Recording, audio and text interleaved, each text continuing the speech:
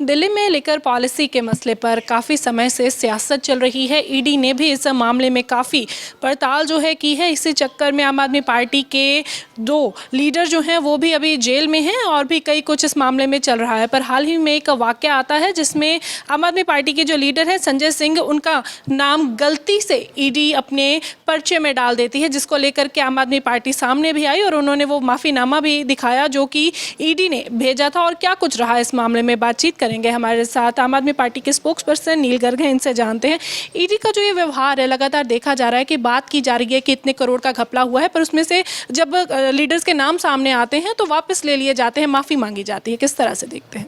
देखो सिमरन मैडम, गल ये होंदी है, झूठ झूठ होंदा, सच सच होंदा हैगा। ਝੂਠ ਜਿਹੜਾ ਹੈਗਾ ਉਹ ਸੱਚ ਨੂੰ ਪਰੇਸ਼ਾਨ ਤਾਂ ਕਰ ਸਕਦਾ ਪਰ ਸੱਚ ਨੂੰ ਹਰਾ ਨਹੀਂ ਸਕਦਾ। ਪਿਛਲੇ 1 ਸਾਲ ਤੋਂ ਲਗਾਤਾਰ ਬੀਜੇਪੀ ਤੇ ਉਹਦੀਆਂ ਏਜੰਸੀਆਂ ਈਡੀ ਅਤੇ ਸੀਬੀਆਈ ਇਸੇ ਝੂਠ ਨੂੰ ਸੱਚ ਬਣਾਉਣ ਤੇ ਲੱਗੀਆਂ ਹੋਈਆਂ ਸੀ। ਪਰ ਜਿਵੇਂ ਕਹਿੰਦੇ ਹੈਗੇ ਆ, ਸੱਚ ਨੂੰ ਹਰਾਉਣਾ ਬਹੁਤ ਮੁਸ਼ਕਲ ਹੈਗਾ। ਅੰਤ ਨੂੰ ਜਿਹੜਾ ਹੈਗਾ 6 ਮਈ ਨੂੰ ਜਿਵੇਂ ਮਾਨਯੋਗ ਅਦਾਲਤ ਜਿਹੜੀ ਹੈਗੀ ਆ ਦਿੱਲੀ ਦੀ, ਉੱਥੇ ਇਹਨਾਂ ਨੂੰ ਮੂੰਹ ਦੀ ਖਾਣੀ ਪਈ।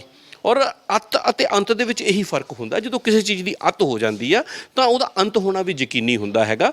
ਤੇ ਕਿਉਂਕਿ ਜਿਸ ਤਰੀਕੇ ਦੀ ਰਾਜਨੀਤੀ ਬੀਜੇਪੀ ਕਰਦੀ ਹੈ, ਜਾਂ ਤਾਂ ਡਰਾਉਣ ਦੀ ਰਾਜਨੀਤੀ ਕਰਦੀ ਹੈ ਤੇ ਜਾਂ ਫਿਰ ਫਿਰਕੂ ਰਾਜਨੀਤੀ ਕਰਦੀ ਹੈ, ਠੀਕ ਹੈ ਨਾ। ਲੇਕਿਨ ਜਦੋਂ ਇਹਨਾਂ ਦੇ ਡਰਾਉਣ ਦੀ ਰਾਜਨੀਤੀ ਹੈ ਤੇ ਜਿਹੜੀਆਂ ਏਜੰਸੀਆਂ ਨੂੰ ਉਹ ਯੂਜ਼ ਕਰਦੀ ਹੈ, ਉਹ ਆਮ ਆਦਮੀ ਪਾਰਟੀ ਦੇ ਖਿਲਾਫ ਜਿਹੜਾ ਉਹ ਕੰਮ ਕਰਦੀਆਂ ਨਹੀਂ। ਤੁਸੀਂ ਦੇਖੋ, ਇਹਨਾਂ ਪਹਿਲਾਂ ਬੀਜੇਪੀ ਨੇ ਆਖਿਆ ਕਿ 100 ਕਰੋੜ ਰੁਪਏ ਦਾ ਘਪਲਾ ਹੋ ਗਿਆ, ਇਹੀ ਗੱਲ ਈਡੀ ਨੇ ਕਹੀ, ਇਹੀ ਗੱਲ ਸੀਬੀਆਈ ਨੇ ਆਖੀ, ਲੇਕਿਨ ਉਹ ਅਦਾਲਤ ਦੇ ਵਿੱਚ ਪ੍ਰੂਵ ਹੀ ਨਹੀਂ ਕਰ ਪਾਈਆਂ। ਫਿਰ ਕਹਿੰਦੇ ਨਹੀਂ ਜੀ, ਇਹ ਤਾਂ 30 ਕਰੋੜ ਜਿਹੜਾ ਰੁਪਈਆ ਹੈਗਾ ਸੀ, ਸਾਡੇ ਕੋਲ 70 ਕਰੋੜ ਦਾ ਕੋਈ ਸਬੂਤ ਨਹੀਂ ਹੈ, ਇਹ 30 ਕਰੋੜ ਰੁਪਈਆ ਸੀ ਜਿਹੜਾ ਰਜੇਸ਼ ਜੋਸ਼ੀ ਨਾਂ ਦਾ ਜਿਹੜਾ ਸਾਊਥ ਦਾ ਕੋਈ ਇਨਸਾਨ ਹੈਗਾ, ਉਹ ਕੈਸ਼ ਦੇ ਇਹਨਾਂ ਦੇ ਵਿੱਚ ਦੇ ਕੇ ਗਿਆ ਤੇ ਜਿਹੜਾ ਕਿ ਗੋਆ ਦੇ ਵਿੱਚ ਇਹਨਾਂ ਨੇ ਯੂਜ਼ ਕੀਤਾ ਤੇ ਉਸ ਨੂੰ ਵੀ ਪ੍ਰੂਵ ਨਹੀਂ ਕਰ ਪਾਏ। ਅਲਟੀਮੇਟਲੀ ਸੀਬੀਆਈ ਦਾ ਪ੍ਰੂਵ ਕੀ ਕੀਤਾ ਕਿ ਸਾਰੇ ਵੈਂਡਰ ਪਿਛਲੇ 8 ਮਹੀਨਿਆਂ ਤੋਂ ਇਹਨਾਂ ਨੇ ਅਰੈਸਟ ਕੀਤੇ ਹੋਏ ਸੀ, ਹਰ ਤਰ੍ਹਾਂ ਦੀ ਪੁੱਛ ਪੜਤਾਲ ਕੀਤੀ ਤੇ 19 ਲੱਖ ਰੁਪਈਆ ਮੰਨਿਆ ਇਹਨਾਂ ਨੇ ਕਿ ਉਸ ਇਲੈਕਸ਼ਨ ਦੇ ਵਿੱਚ ਯੂਜ਼ ਹੋਇਆ। 100 ਕਰੋੜ ਔਰ 19 ਲੱਖ ਡਿਫਰੈਂਸ ਤੁਹਾਡੇ ਸਾਹਮਣੇ ਹੈਗਾ। ਦੂਸਰੀ ਗੱਲ, ਇਹਨਾਂ ਨੇ ਪਹਿਲਾਂ ਕਿਹਾ ਕਿ ਮਨੀਸ਼ ਸਿਸੋਦੀਆ ਜਿਹੜਾ ਕਿ ਮੇਨ ਕਲਪ੍ਰਿਟ ਇਸ ਦੇ ਵਿੱਚ, ਉਹਨੇ 14 ਫੋਨ ਜਿਹੜੇ ਉਹ ਤੋੜੇ, ਠੀਕ ਹੈ ਨਾ। ਤੇ ਉਹ ਵੀ ਪ੍ਰੂਵ ਹੋ ਗਿਆ ਕਿ 5 ਫੋਨ ਜਿਹੜੇ ਉਹਨਾਂ 'ਚੋਂ ਈਡੀ ਕੋਲੇ ਬੈਠੇ ਆ ਪਏ ਆ ਤੇ 9 ਫੋਨ ਚੱਲਦੇ ਪਏ ਆ, ਉਹਦੇ ਵੀ ਮੂੰਹ ਦੀ ਖਾਣੀ ਪਈ। ਫਿਰ ਤੀਸਰਾ ਇਹਨਾਂ ਨੇ ਕੀ ਗੱਲ ਕੀਤੀ ਕਿ ਜਿਹੜਾ ਹੈਗਾ ਸੰਜੇ ਸਿੰਘ ਜੀ ਦਾ ਨਾਮ ਉਹਦੇ ਵਿੱਚ ਪਾਇਆ, ਤੇ ਜਦੋਂ ਸੰਜੇ ਸਿੰਘ ਜੀ ਨੇ ਇਹਨਾਂ ਨੂੰ ਲੀਗਲ ਐਕਸ਼ਨ ਲੈਣ ਦੀ ਗੱਲ ਕੀਤੀ ਤੇ ਭੱਜੇ ਆਏ ਆ, ਮਾਫੀ ਮੰਗੇ ਹੈਗੇ ਆ, ਕਹਿੰਦੇ ਜੀ ਗਲਤੀ ਹੋ ਗਈ। ਉਹ ਪਈ ਐਡੀ ਵੱਡੀ ਤੁਹਾਡੀ ਪ੍ਰੀਮੀਅਮ ਏਜੰਸੀ, ਜੇ ਉਹ ਗਲਤੀ ਕਰੇਗੀ ਤੇ ਬਾਕੀ ਕਿੱਥੇ ਜਾਣਗੇ? ਫਿਰ ਜੇ ਗਲਤੀ ਹੋਈ ਹੈ, ਸੰਜੇ ਸਿੰਘ ਦਾ ਨਾਮ ਹੀ ਕਿਉਂ ਪਿਆ ਤੇ ਗਲਤੀ ਦੇ ਨਾਲ ਕਿਸੇ ਬੀਜੇਪੀ ਦੇ ਲੀਡਰ ਦਾ ਨਾਮ ਕਿਉਂ ਨਹੀਂ ਪਿਆ ਹੈਗਾ? ਸੋ ਮੇਰਾ ਕਹਿਣ ਦਾ ਮਤਲਬ ਹੈਗਾ, ਝੂਠ ਦੇ ਪੈਰ ਨਹੀਂ ਹੁੰਦੇ, ਅਲਟੀਮੇਟਲੀ ਸੱਚ ਨੇ ਜਿੱਤਣਾ ਹੀ ਹੁੰਦਾ। ਔਰ ਲੋਕ ਵੀ ਜਿਹੜੇ ਹਿੰਦੁਸਤਾਨ ਦੇ ਉਹ ਸਮਝਦੇ, ਉਹ ਅੱਕ ਚੁੱਕੇ ਆ ਕਰਪਸ਼ਨ ਦੀ ਰਾਜਨੀਤੀ ਤੋਂ। ਜਿਸ ਤਰੀਕੇ ਨਾਲ ਲਗਾਤਾਰ ਪਿਛਲੇ ਲੰਬੇ ਸਮੇਂ ਤੋਂ ਮੋਦੀ ਤੇ ਉਹਦੇ ਭਾਈਵਾਲਾਂ ਦੇ ਉੱਤੇ ਕਰਪਸ਼ਨ ਦੇ ਚਾਰਜਸ ਲੱਗ ਰਹੇ ਨੇ। ਤੁਸੀਂ ਆਪ ਦੇਖਿਆ ਹੈਗਾ ਕਿ ਲੋਕ ਸਭਾ ਦੇ ਵਿੱਚ, ਰਾਜ ਸਭਾ ਦੇ ਵਿੱਚ ਪਿਛਲੇ ਸੈਸ਼ਨ ਦੇ ਵਿੱਚ ਜਿਸ ਤਰੀਕੇ ਨਾਲ ਵਿਰੋਧੀ ਧਿਰਾਂ ਨੇ ਅਡਾਨੀ ਦੇ ਇਸ਼ੂ ਦੇ ਉੱਤੇ ਘੇਰਨ ਦੀ ਕੋਸ਼ਿਸ਼ ਕੀਤੀ। ਇੱਕ ਸਵਾਲ ਹੈ ਕਿ ਇੱਕ ਸ਼ਬਦ ਵੀ ਬੋਲੇ ਹੁਣ ਪ੍ਰਧਾਨ ਮੰਤਰੀ ਮੋਦੀ।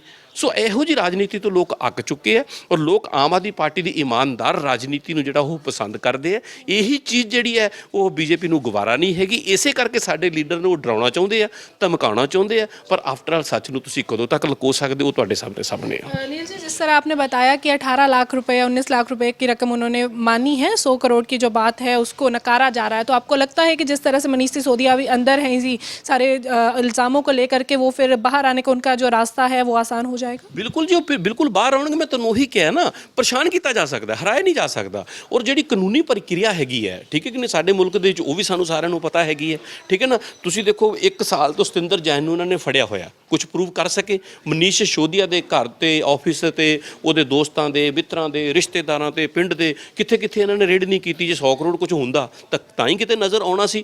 ਈਵਨ ਤੁਸੀਂ ਦੇਖੋ ਕਿ ਇਹਨਾਂ ਨੇ ਧੱਕੇ ਨਾਲ, ਜਿਸ ਤਰੀਕੇ ਨਾਲ ਪ੍ਰੈਸ਼ਰ ਕਰਕੇ, ਮਾਨਸਿਕ ਤੌਰ ਤੇ ਪ੍ਰੈਸ਼ਰ ਕਰਕੇ, ਲੋਕਾਂ ਦੇ ਕੰਨ ਪਾੜ ਕੇ ਇਹਨਾਂ ਨੇ ਉਹਨਾਂ ਤੋਂ ਗਵਾਹੀਆਂ ਲਈਆਂ, ਉਹਨਾਂ ਦੇ ਬਿਆਨ ਲਏ। ਅਲਟੀਮੇਟਲੀ ਅਦਾਲਤ ਦੇ ਵਿੱਚ ਜਾ ਕੇ ਉਹਨਾਂ ਨੇ ਕਿਹਾ ਕਿ ਸਾਡੇ ਤੋਂ ਧੱਕੇ ਨਾਲ ਬਿਆਨ ਲਏ ਗਏ ਹੈ, ਐਸਾ ਕੁਝ ਹੈ ਨਹੀਂ। ਉੱਥੇ ਵੀ ਇਹਨਾਂ ਨੂੰ ਮੂੰਹ ਦੀ ਖਾਣੀ ਪਈ। ਸੋ ਮੈਨੂੰ ਪੂਰੀ ਉਮੀਦ ਆ ਕਿ ਜਲਦੀ ਜਿਹੜਾ ਹੈ ਮਨੀਸ਼ ਸਿਸੋਦੀਆ, ਸਤਿੰਦਰ ਜੈਨ ਹੋਰੀ ਸਾਰੇ ਬਾਹਰ ਹੋਣਗੇ ਔਰ ਇਹ ਚੀਜ਼ ਪੂਰੀ ਤਰੀਕੇ ਨਾਲ ਐਕਸਪੋਜ਼ ਹੋ ਚੁੱਕੀ ਹੈ। ਲੋਕਾਂ ਦੀ ਕਚਹਿਰੀ ਦੇ ਵਿੱਚ ਵੀ ਅਸੀਂ ਜਾ ਰਹੇ ਹਾਂ ਕਿਉਂਕਿ ਲੋਕਾਂ ਦੀ ਹੀ ਆਵਾਜ਼ ਅਸੀਂ ਬੁਲੰਦ ਕਰਦੇ ਹਾਂ। ਔਰ ਜਿੱਥੇ ਕਿਤੇ ਲੀਗਲ ਐਕਸ਼ਨ ਲੈਣ ਦੀ ਲੋੜ ਪਏਗੀ, ਜਿੱਦਾਂ ਸੰਜੇ ਸਿੰਘ ਹੋਰਾਂ ਨੇ ਈਡੀ ਨੂੰ ਦੇ ਅਫਸਰਾਂ ਨੂੰ ਕਿਹਾ ਸੀ ਕਿ ਤੁਸੀਂ ਜਾਂ ਤਾਂ ਮਾਫੀ ਮੰਗੋ ਜਾਂ ਲੀਗਲ ਐਕਸ਼ਨ ਦੀ ਯਾਨੀ ਕਿ ਸਾਹਮਣਾ ਕਰੋ, ਉਸੇ ਤਰੀਕੇ ਨਾਲ ਅਸੀਂ ਲੀਗਲ ਜਿਹੜਾ ਹੈਗਾ ਐਕਸਪਰਟ ਦੀ ਰਾਏ ਲੈ ਕੇ ਉਹ ਲੀਗਲ ਲੜਾਈ ਵੀ ਲੜਾਂਗੇ। एक चीज़ मैं आपसे और जानना चाहूँगी, पंजाब में हाल ही पिछले दिनों एक कत्ल का मामला सामने आया था जिसमें कांग्रेसी विधायक जो हैं परमिंदर मीत सिंह पहाड़ा, उनके पिताजी का नाम आया है, किस तरह से देखते हैं?